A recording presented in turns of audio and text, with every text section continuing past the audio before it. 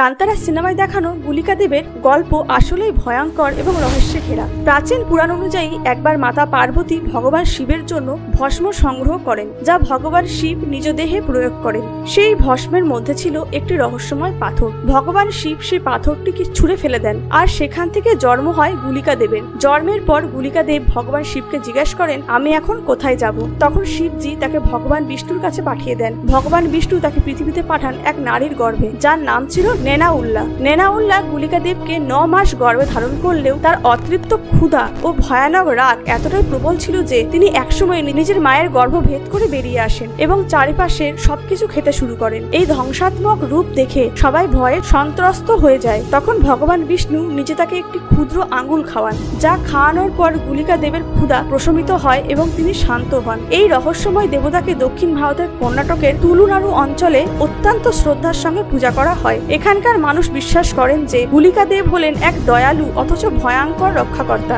যিনি ন্যায়ের পক্ষে দাঁড়ান। তার সম্মানে আয়োজন করা হয় বিশেষ অনুষ্ঠান ভূতাকোলা, যেখানে গুলিকা দেবের রূপ ধারণ করে নৃত্য পরিবেশন করা হয়।